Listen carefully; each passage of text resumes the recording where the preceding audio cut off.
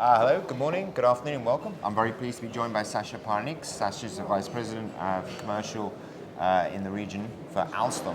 Alstom is obviously a major train company, supplier of train locomotives and obviously hydrogen trains. I think have received some raised eyebrows, I guess, but there's obviously a huge market. So you want to tell us a little bit about the role you see hydrogen playing in trains, maybe just talk about how you see trains across the region, the MENA region here. Yeah, sure. Trains, of course, are seen as electric in the first instance. That's how we know them. But the Africa, Middle East region has actually developed a huge railway network, 150,000 kilometers of railway. Wow, 150,000 kilometers. That's right, already installed.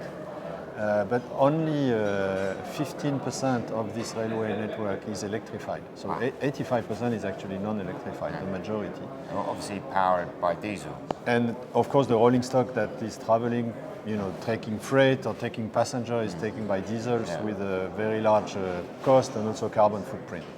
So that gives obviously a potential for low carbon solutions, whether they are battery trains or hydrogen trains, to pick up and to replace the use of diesel for transportation. Yes. And you've got obviously we've seen the diesel train you've got. It's functioning. It's commercially available. It's being bought. Contracts being signed and it's been deployed. I think in Germany I've seen. And how's that train configured? How's the hydrogen stored? And what's the sort of range and capability? So we have in Germany we have the first and the only train today in commercial operation worldwide. So if you and me would be in North Germany right now, we could actually just buy a ticket and ride a hydrogen train, 100%. It's fully autonomous, so it has its tanks and storage. I mean, typically 200, 250 kilos, one storage fuel of hydrogen, and with this you can transport 300 people over 1,000 kilometers before refueling. Wow. And it's completely autonomous. The only thing that it exits is water, steam, basically.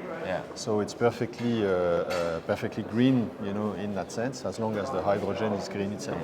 Obviously, So that's the type of technology that is a reality today. It's not a prototype or a paper machine. And definitely then taken applicable to any railway network in the world.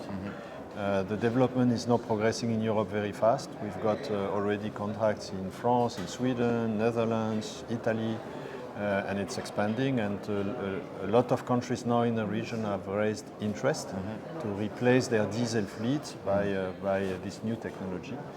And back in September, we've signed a cooperation agreement with Saudi Railways to tropicalize, to develop, or to tune this hydrogen train specifically for desert-like of application. And do you see that the hydrogen train actually allowing a greater expansion of railway usage because it doesn't require the cost of electrification?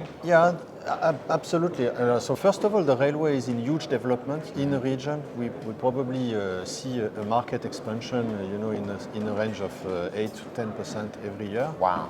So it's an enormous expansion simply because the train is, I used to say like the wind turbine of transportation. The carbon footprint of moving yourself or freight by train is 10 to sometimes 100 times lower than driving a car or flying a plane. So the wind turbine of transportation, so just naturally it's seen as green mobility. Yet for application where you have very long distance, relatively low ridership, the cost of electrification, of maintaining it, operating it, and also the capex is quite high. And therefore the hydrogen solution is a perfect complementary solution to provide a complete solution. I suppose it's more scalable.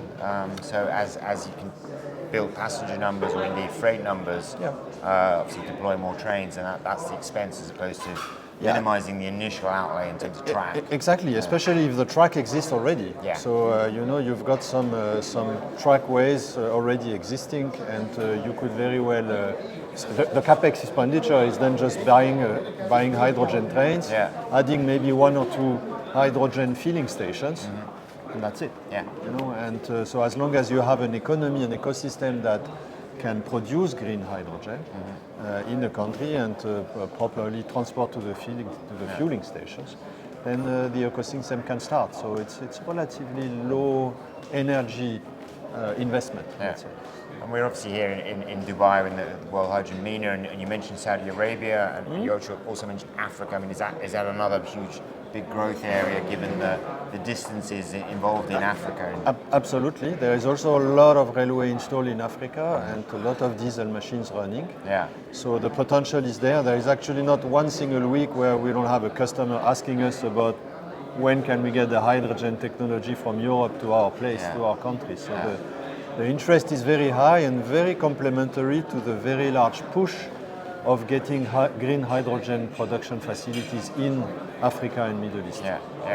I think it would be a good complement, to having those facilities not only seen for exporting energy back to Europe, but also to use locally and help decarbonizing, the country footprint, and in particularly the transport, which typically represent 25% of carbon emissions. So it's a significant sector that can benefit from these green hydrogen investments. Yeah, exactly. And building green infrastructure in a huge growth region like Africa and makes a lot of sense. Absolutely. Well, thanks a lot for taking the time to explain some of those. We look forward to seeing Alstom and seeing deploy lots of hydrogen trains across the region and indeed further afield. So many thanks, Sacha. Thank you very much.